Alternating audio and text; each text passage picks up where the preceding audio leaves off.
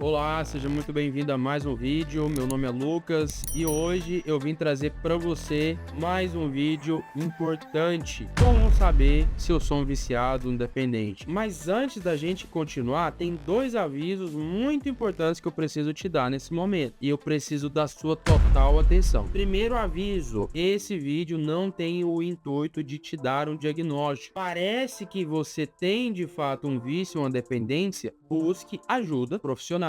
Segundo, cuidado com os vídeos que você assiste, que você vê, fulano falou isso, então eu tenho TDAH, é isso, então então eu tenho autismo. O Lucas falou assim, então eu sou viciado mesmo, ou eu sou dependente. Não, tá? Não é assim que funciona. Tem dúvida? Busque um profissional. O intuito principal desse vídeo é te alertar a principais características que você precisa estar atento e, se perceber, busque ajuda. Não é um vídeo no YouTube, no TikTok ou no seu Instagram que vai te dar um diagnóstico. É um profissional da área da saúde que estudou para fazer o que ele faz. E a primeira coisa que eu quero que você fique atento é sobre padrão de uso. Entenda agora padrão de uso como um gráfico, onde no eixo horizontal quantidade e no eixo vertical tem o tempo. Então, quanto maior a quantidade, menor o tempo, consequentemente maior o prejuízo. Então, a primeira característica de alguém que possui um vício ou dependência é o padrão de uso. E existem 4 principais padrões de uso: experimental,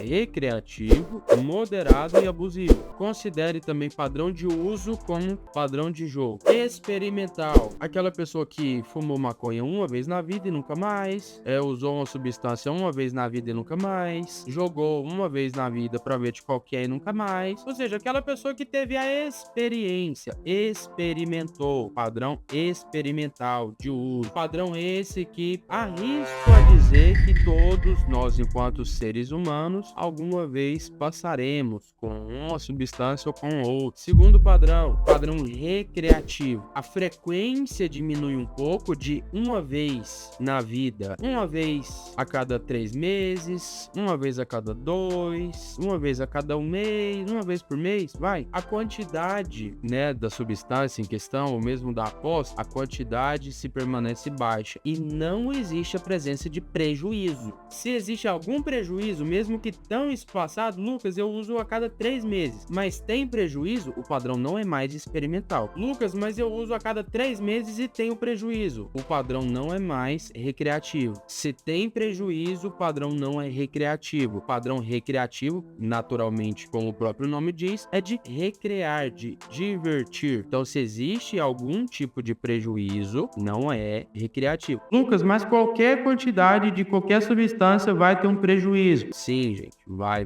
ter um prejuízo. No entanto, a gente pode considerar prejuízo expressivo. Vou usar essa palavra para exemplificar e eu sei que você me entendeu. Padrão de uso moderado. A frequência aumenta um pouco, a quantidade aumenta um pouco, tá? Então, uma vez a cada 15 dias, o fulano bebe 2 taças de vinho, por exemplo. A frequência aumentou um pouco e a quantidade também aumentou um pouco. Do moderado para o abusivo, a gente já tem um gap muito grande. A frequência aumenta mais ainda, a quantidade aumenta mais ainda e necessariamente já existe a presença de prejuízos. Ou seja, na balança benefício-prejuízo, prejuízo já começa a pesar um pouquinho mais do que o benefício, entendeu? Então, necessariamente já tem prejuízo. E do padrão de uso abusivo para o desenvolvimento de uma dependência, de um vício, é 2 palitos, é um pulo. Então, se você faz um uso abusivo, tem um padrão de uso abusivo, cuidado para que isso não vire uma doença, tá? Cuidado. Essa é a primeira característica ligada ao vício. Segunda característica ligada ao vício: presença da síndrome da abstinência. Lucas, o que é síndrome da abstinência? Imagina o seguinte: imagina que você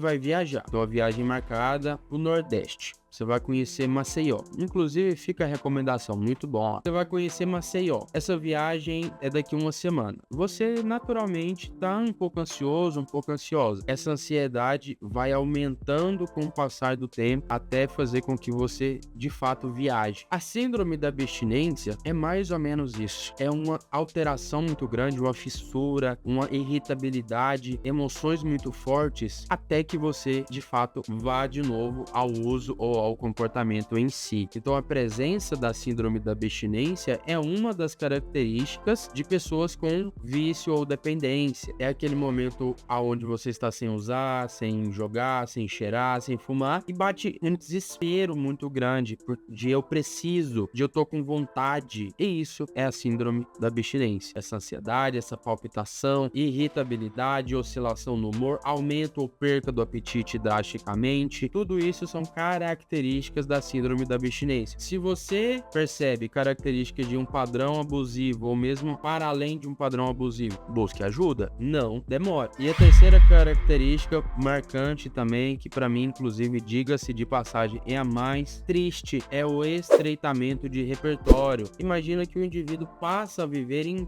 volta, em prol da substância ou do comportamento em questão, da aposta que seja. Então a pessoa trabalha para sustentar, sai para fazer, se relaciona para usar. Então a pessoa passa a viver em volta daquilo. E a substância ou o comportamento, a aposta que seja, vive no centro da pessoa. Então a pessoa passa a não ter tanto repertório comportamental, não sabe mais lidar com pessoas, não sabe mais lidar com multidão, não sabe mais se relacionar, não sabe mais conversar com o atendente de um caixa. A pessoa vai perdendo o repertório dela à medida que o vício, a substância ou o comportamento em questão passa a ocupar o centro da vida dessa pessoa. Então, se você também percebe essa característica, busque ajuda. Outra característica também muito marcante é a omissão ou mesmo mentira acerca de quantidade, de frequência, de intensidade. Às vezes você mente para usar, você omite para usar, você mente para jogar, você omite para continuar